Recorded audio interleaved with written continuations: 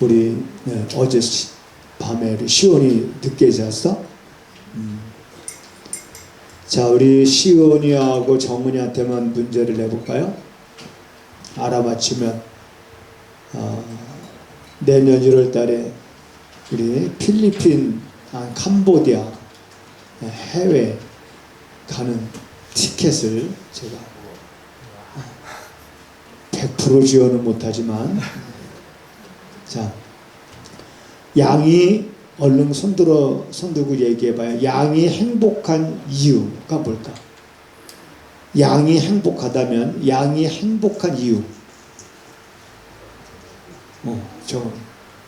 양이 행복한 이유. 행복한 양을 한 번도 못 봐서. 그럼 항상 엄마를 봐봐. 양에 비유된 엄마를 보고 엄마가 행복할 때 뭐 때문에 행복해 하는가.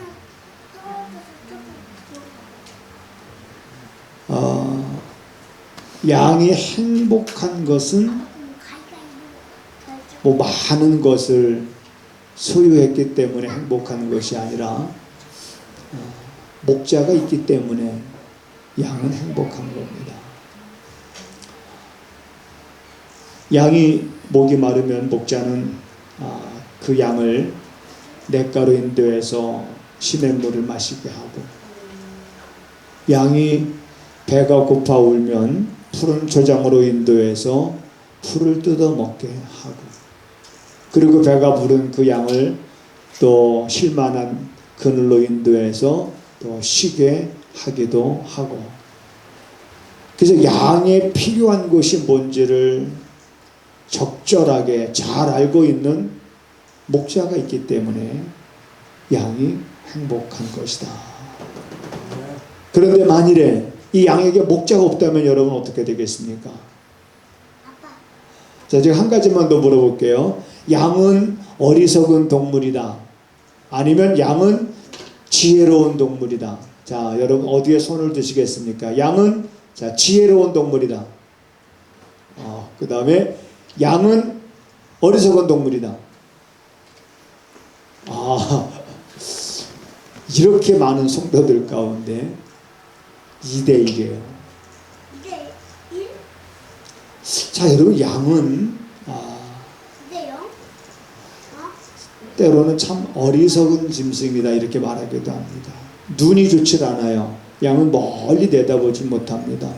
그래서 항상 양은 때를 지어서 이동하는데 바로 자기 앞에 가는 양의 그 꼬랑지 뒤를 보고 양은 쫓아갑니다. 그리고 양은 혼자 할 수 있는 것들이 아무것도 없습니다. 자, 이러한 때로는 힘도 없고 연약하고 때로는 어리석은 그런 양이지만, 장점이 있다면 참 우리가 아는 대로 양은 참 순하다. 오늘 이 시편 기자는 이러한 양의 자기를 비유를 합니다. 양이 길을 잃었다면, 목자를 잃어버렸다면, 양이 목자가 가리키는 방향으로 가지 않고 엉뚱한 길로 가서 그 무리를 이탈하고 그리고 길을 잃어버렸다면, 목자를 떠났다면 그 양은 결코 행복한 양이 될 수가 없습니다. 그래서 오늘 176절에 보면 이 기자는 이렇게 표현합니다. 잃은 양같이 내가 유리하오니, 유리한다, 방황한다 이 말이죠. 헤맨다 이런 뜻입니다. 그러니까 잃은 양같이 내가 잃은 양같이 이렇게 유리하오니라고 표현하고 있는 그 표현 속에는 인간의 그 연약함을 말해주고 있습니다. 잃은 양이 방향 감각도 없고 사나운 맹수로부터 피하여 숨을 줄도 모르고 갈 바를 찾지도 못하고 지금 헤매이는 그런 잃어버린 잃은 그런 양과 같은 그런 상황에 처해져 있는 사람이 누구냐? 바로 자기다라고. 자기의 그런 연약함. 그러나 이 시편 기자는 또 이런 고백을 합니다. 이런 양같이 내가 유리하오니 주의 종을 찾으소서, 이렇게 말합니다. 다시 말하면 주인이 자기를 찾아주시기를 뭔가 간절히 원하는 거예요. 자기가 주인을 찾아갈 능력이 없는 거예요. 그래서 여러분, 신학교를 다니다 보면 이 선행적 은총이라는 표현을 우리가 씁니다. 신학적인 용어로 우리가 인간이 하나님을 찾아간 것이 아니라 하나님이 인간을 찾아오신 것이다. 우리가 하나님을 사랑함으로 인해서 믿음을 가진 것이 아니라 하나님이 먼저 우리를 사랑하셨다. 그가 먼저 우리를 찾으러 내려오셨다는 거예요. 이러한 선행적 은총으로 인해서 우리들이 새 생명을 얻게 된 것처럼 이 시편 기자는 내가 잃은 양같이 유리하는 그런 가운데 있지만은 이러한 나를 찾아 달라고 하는, 찾으소서. 주인의, 찾으시는 주인의 눈에 여러분 발견된 그 양은 살 겁니다. 자기를 찾아주기를 간절히 간청하는 이러한 그 간청의 근거가 어디에 있냐면 그 이어지는 말씀 속에 보면 이런 고백을 합니다. 내가 주의 계명을 잊지 아니함이니이다. 내가 주님의 계명, 내가 주님이 나에게 주신 그 말씀을 내 마음에 새겨두고 내가 그 말씀을 잊지 아니하고, 이런 표현 속에서 우리가 알 수 있는 것은 이 시인이 주님을 떠난 것이 아니에요. 떠난 것이 아니라 마치 양이 혼자 길을 잃어서 혼자 잃게 되었을 때에 그 양이 생존의 위험에 빠져 있는 것처럼 지금 내가 삶 속에 내가 주님의 말씀을 내 마음에 두고 살아가는 과정 속에 내 삶의 여정과 내 삶의 현장 속에서 지금 내가 문제라고 생각하는 그 숱한 것들로 인해서 지금 내 심정이 그것과 같다라고. 그러니까 주님, 나를 찾으소서. 주님이 나를 발견해 주시기를, 주님의 이러한 나를 찾아서 위로해 주시기를. 이렇게 시편 기자의 고백은 아까도 말씀드린 것처럼 주님의 계명을 내가 잊어버리지 아니했다라고 하는 그 말씀에 근거를 두고 있는 것을 우리가 알 수 있습니다. 이제 우리가 2019년도를 맞으면서, 자, 여기 한번 앞에 보세요. 우리 표가 뭐죠? 시작. 6개월밖에 안 지났으니까 뭐. 그죠? 한 7개월 정도 지나야 좀 말씀이 주인입니다. 그러죠.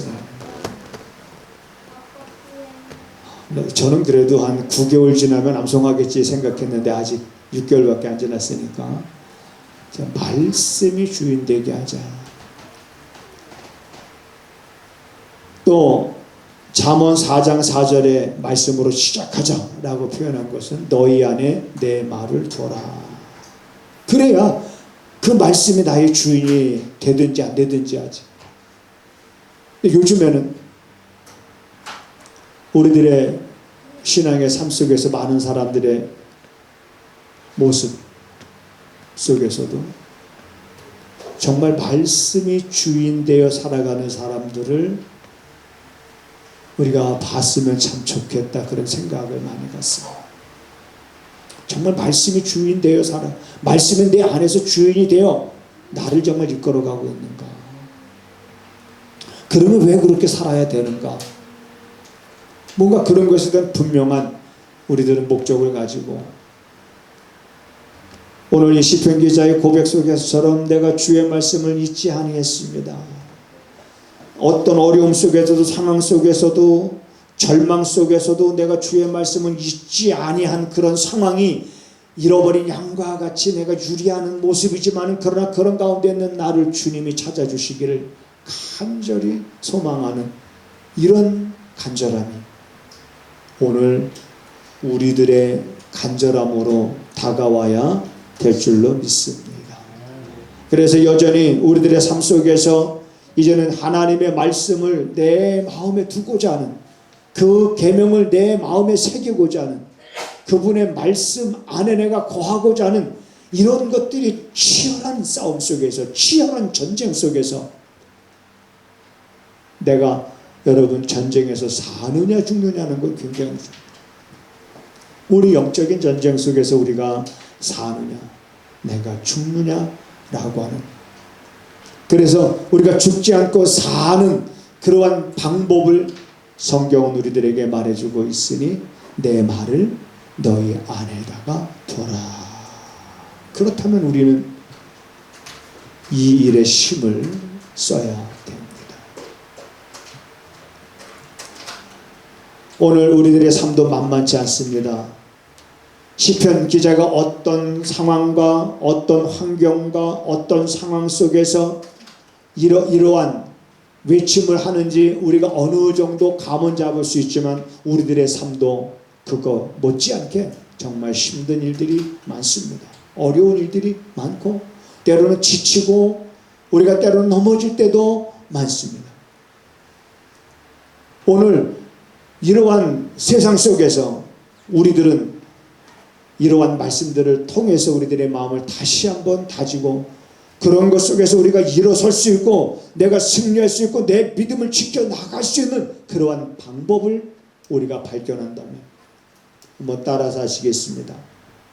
문제가 아니라 방법을 알지 못하는 것이 문제다. 그렇죠. 그 문제를 우리가 풀 수 있는 방법을 안다면 그건 문제가 아니지요. 그런데 방법을 모르기 때문에 문제가 되는 거예요. 우린 그런 방법들을 오늘도 말씀을 통해서 다시 한번 우리들이 살펴보려고 합니다. 너희는 내 말을 너희 안에 둬라. 우리가 시편 119편 1절부터 176절까지 쭉 다 암송어 못했다 할지라도 한 번은 읽은 거예요.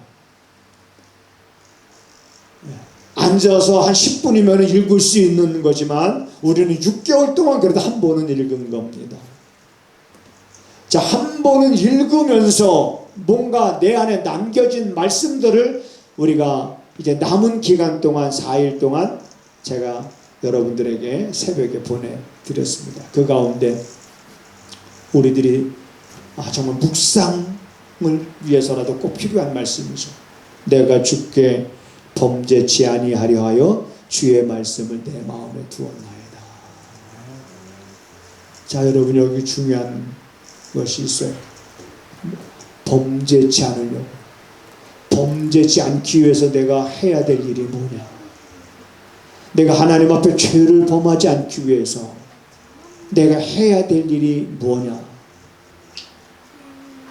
바로 그분의 말씀을 내 마음에 두고 그 말씀이 나의 주인이 되게 하는 겁니다. 그래서 내가 주께 범죄치 아니하려 하여 주의 말씀을 내 마음에 두었다라고 하는 이 고백은 우리가 사는 날 동안 우리가 고백해야 될 말씀이에요. 그러니까 마음에 새겨두면 됩니다. 아마 이제 오늘쯤이면 여러분 마음속에 이 말씀이 새겨졌을 거예요. 119편 11절 하면은 한번 다 같이 암송해 볼게요. 시작. 11절 시작. 다시 주고 봐야 됩니까?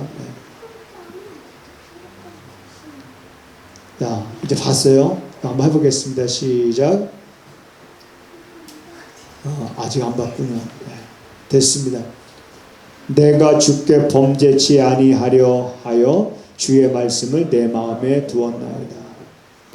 그러면서 말씀을 마음에 두었지만, 자, 우리가 이제는 결단하고 하나님의 말씀을, 그래 맞아, 말씀을 내 안에 두라는 말씀대로 그 말씀을 내 안에 뒀어. 그렇다면 또 이제는 36절에 이어지는 말씀에 보면 내 마음을 이제는 이런 주의 증거로 향하게 하시고 탐욕으로 향치 않게 하소서. 내 마음에 그 말씀을 뒀으면 이제는 내 마음에 둔 그 말씀을 향하여, 내가 내 마음에 그 말씀들을 향하여 있게 하시고, 내 마음이 혹이라도 인간의 이러한 탐욕으로 향하지 않게 하시옵소서. 왜냐하면 그만큼 탐욕으로 향하기가 너무나도 쉽기 때문에 그렇습니다. 너무나도 그 길을 걸어가고 그 유혹을 뿌리치기가 어렵기 때문에 그렇습니다. 설사 그러한 유혹이 온다 할지라도, 설사 그것을 뿌리치는 것이 너무나도 힘든 일이라 할지라도 내 마음을 주의 증거로 향하게 하시고, 이제는 하나님 내 마음이 탐욕으로 향하지 않게 하옵소서. 그러면서 우리가 고백할 수 있는 것, 주의 말씀으로 내 마음에 둬서 이제는 내가 주께 범죄치 아니하고 내 마음의 탐욕으로 향하지 아니하니, 내가 그러한 주의 법을 얼마나 내가 그 말씀을 사랑하는지요. 얼마나 사랑하는지, 그 사랑의 증거가 날마다 그 말씀을 묵상한다는 거예요. 이게 여러분 묵상의 능력입니다. 묵상의 능력을 여러분들이 날마다 경험하면서 살아가야 됩니다. 이건 날마다 경험해야 되는 일이에요. 하루하루 눈 뜨면서 우리가 말씀을 묵상으로 시작해서 날마다 시간마다 우리가 경험해야 될 것이 있다면, 말씀을 깊이 묵상함으로 인하여 그 능력을 경험합니다. 내가 종일 주의 말씀을 묵상하나이다. 말씀을 묵상하면서 이제는 내가 묵상한 그 말씀 위에 나의 행보를 내가 굳게 하고, 이제는 더 이상 그 죄악들이 하나님 나를 주장하지 못하게 하옵소서. 내가 이제는 주의 법도를 택하였으니 주의 손이 항상 나의 도움이 되게 하옵소서. 그래서 주의 손이 항상 나의 도움이 되는 것을 우리가 경험하고, 주님의 손이 나의 도움이 되는 것을 우리가 확신하고, 그분의 도움을 의심치 말고 그분의 말씀 위에 굳게 서서 그 어떤 죄악도 나를 주장하지 못하게 하시고 내 마음의 탐욕으로 향치 않도록 우리들의 마음을 확실하게 정하고, 그 원칙에 의해서 우리가 살아갈 수 있는 성도가 되어야 됩니다. 또 말씀드리고 싶은 것은, 그렇게 우리가 마음을 정했다면 그 정한 마음이 흔들리지 않도록 그 마음을 여러분 강하게 해야 될 필요가 있습니다. 그 마음을 내가 담대하게 해야 될 필요가 있습니다. 근데 우리들의 마음을 강하게 하고 담대하게 하는 데 있어서 사람들이 나도 담대하고 싶고 나도 강하고 싶지, 그렇지만 그게 안 돼 라고 말할 수 있겠지만, 이 담대함과 이 우리들의 마음의 강함이 어디서 나오냐면 하나님의 말씀을 확신하는 데서 나옵니다.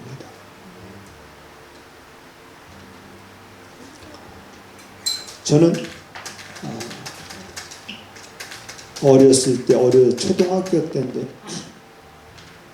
어떤 광경을 목격했냐면, 우리 형님이 알약은 그냥 그런 대로 먹는데 이 마이싱 있죠, 캡슐에 담겨져 있는 거, 그걸 못 먹어요. 그래서 그거를 입에다 넣고 물을 마시면 물만 넘어가지 그게 안 넘어가요. 그러면 입에서 도로 나오거든요. 그때 어떤 걸 목격했냐면, 우리 어머니가 손에 회초리를 들고 너 이번에도 물만 넘기고 약을 안 먹으면은 너 회초리를 맞는가. 근데 맞아가면서 약을 먹는데도 그게 안 넘어가는 거예요. 근데 결국에는 여러분, 약이 안 넘어가면 넘어간 척 하잖아요. 근데 나중에 다 걸리죠. 결국에는 맞아가면서 그 약을 그래도 먹게 됩니다. 근데 왜 이 얘기를 하냐면 그런 생각을 해보는 거예요. 왜 부모님은 왜 애를 저렇게 때려가면서 약을 먹이려고 할까? 그게 쥐약이라고 그러면 큰일 나겠지만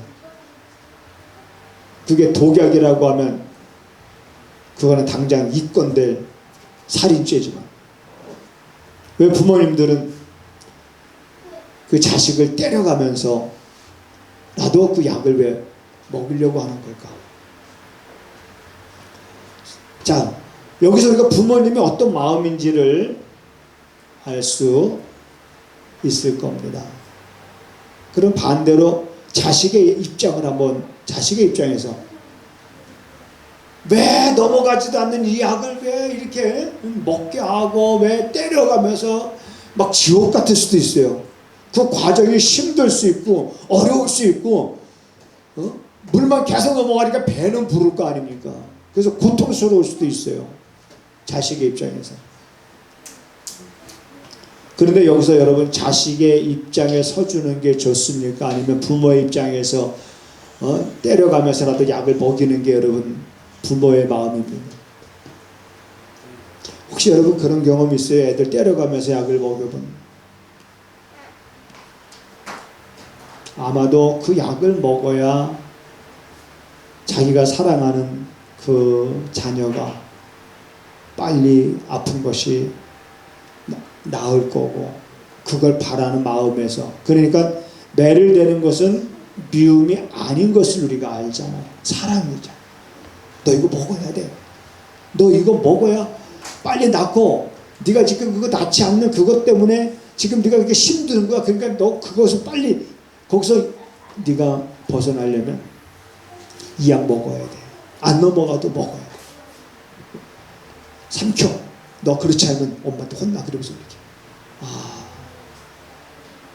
여러분 여기서 우리가 깨닫는 것이 하나님이 우리에게 주신 이 계명은 그런 것 같은 거예요. 내가 너희들에게 준 계명은 우리를 위한 거야. 나를 위한 거예요. 나를 힘들게 하고 나를 어렵게 하고 나를 고통스럽게 하려고 하나님이 우리에게 계명을 주신 것이 아니야. 그리고 하나님이 계명을 주신 것도 그 계명을 지키면서 살라고 때로는 우리에게 매를 대시는 것도 그 계명이 우리를 위한 것이기 때문에. 그래서 성경은 이렇게 말합니다. 주의 계명은 무거운 것이 아니다. 그리고 주의 계명을 즐거워하는 자가 복이 있는 자다. 이렇게 말합니다. 자, 이러한 말씀들을 깨달은 사람들마다 이런 고백을 할 겁니다. 환난과 우환이 내게 미쳤으나, 환난과 우환이 지금 내게 미쳤지만은 그러나 주의 계명은 나의 즐거움이니이다. 예수님께서 이런 말씀하셨습니다. 너희가 세상에서 환난을 당하나 담대하라. 내가 세상을 이기었노라. 여러분, 우리가 예수님께서 말씀하신 대로 너희가 세상에서 환난을 당하나 라고 했을 때 그 환난을 우리가 당하고 있습니까? 우리는 그 환난을 당하고 있지 않고 있습니다. 그런데 어느 날 어쩌면 우리는 세상으로부터 예수님께서 말씀하신 대로 이런 환난을 당할 때가 우리에게 올 수도 있습니다. 이러한 환난이 우리에게 와질 때에 주님이 우리에게 뭐라고 말씀하십니까? 담대하라고 말씀하시는 겁니다. 내가 세상을 이겼노라. 자, 주님이 우리에게 주신 이러한 말씀들, 계명들, 이것이 여러분과 나를 위하여 주신 것입니다. 그래서 이 계명 때문에 우리가 때로는 이 말씀대로 살려고 하다 보니까 우리가 이런 양같이 유리하는 상황에 처해질 수도 있습니다. 힘들 때가 있습니다. 어려울 때가 있습니다. 갈 바를 알지 못하고 갈등의 폭이 깊어질 때가 있습니다. 이러지도 못하고 저러지도 못하고 고민에 빠질 때도 있을 겁니다. 그러나 그럴 때에 내가 주님의 계명을 잊지 아니하였사오니, 내가 주님의 말씀을 잊지 않고 있사오니 주여 나를 찾아 주시옵소서. 나를 발견하여 주시옵소서. 나를 발견하사 그 고통 속에서 나를 끄집어내 주시옵소서. 우리가 정말 이렇게 고백하고 이러한 것들을 경험하기를 원한다면 주의 말씀에 대해서 우리들의 자세가 분명해야 됩니다. 하나님의 말씀에 대한 우리의 자세가 분명해야 됩니다. 지난주 금요일날 어떤 분이 오랜만에 왔습니다. 오랜만에 와서 차 한잔 마시면서 이런 얘기 저런 얘기 이렇게 하는데 자기는 그냥 교회 그냥 나가는 거래요. 그냥 교회 나가긴 열심히 나갑니다. 친구 때문에 나가게 됐는데 그 친구는 멀리 이사가를 갔고 그 친구 때문에 나가야 되는 그 교회에 이제 어쨌든 사람들과 또 목사님과 또 이렇게 알게 돼서 차마 그거를 끊어버리지 못하고 이제 그냥 계속 나가는 거예요. 그러면서 신앙의 어떤 기쁨이라든지, 여러분 신앙의 기쁨과 감사가 없으면 그 신앙에 뭐가 찾아오냐면 신앙의 회의가 찾아옵니다. 내가 오늘은 좀 그러면서 생각이 틀어지기 시작해요. 제가 그분한테 그런 얘기했습니다. 그렇게 신앙생활 하시면 누구를 위해서 신앙생활 하는 겁니까? 그 교회를 위해서 나가주는 겁니까? 내가 지금 그 교회를 위해서 나가주는 거냐? 뭐 그렇게 그런 얘기 주죠. 아니면 정말 뭔가 당신의 모습이 달라지기를 원하는 마음이 있느냐? 달라지기를, 뭔가 내 삶의 신앙생활에 어떤 그런 자기의 모습이 뭔가 어떤 변화되어지기를. 그래서 제가 딱 한마디만 했습니다. 하나님의 말씀에 대해서 당신의 태도가 달라지면, 당신의 자세가 달라지면 됩니다. 자세를 바꾸십시오. 말씀에 대한 자세를 바꾸십시오. 아침에 눈 뜨면 늦게 일어나서 허둥지둥 되는 것이 아니라 그 시간이 8시든 3시든 2시든 그 시간이 10시든 눈 뜨면 먼저 말씀을 보는 자세를 가지십시오. 좋은 습관은 우리 몸에 들이기가 어렵지만 나쁜 습관은 금방 우리 몸에 밴니다. 나쁜 습관은 끊기도 힘듭니다. 그러나 나쁜 습관들은 끊어가고 좋은 습관, 눈 뜨면 말씀 보고 그 말씀을 암송함으로 하루를 시작을 하십시오. 여러분, 신앙생활은 힘들고 어려운 것이 아니에요. 힘들고 어려운 길을 가라고 한 것이 아니라 우리에게 평안의 길을 가라고 말씀하신 거예요. 자유함을 얻을 수 있는, 자유함을 누리는 길로 가라고 말씀하고 있는 거예요.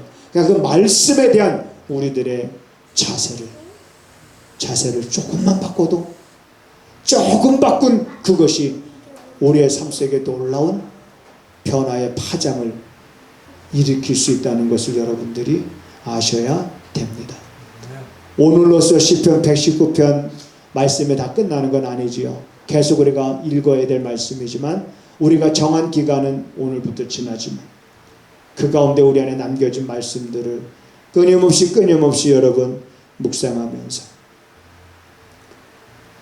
광야와 같은 곳이지만 이런 광야와 같은 세상에서 우리 연약하여 넘어지기 쉽고 시험에 빠지기 쉽지만 주의 계명을 내가 잊지 아니하는 나를 주님께서 찾으셔서 그분의 손이 항상 여러분의 도움이 되어지는 그러한 삶을 하는 여러분들이 여러분의 삶의 현장에서 살아갈 수 있게 되기를 주님의 이름으로 부탁을 드립니다.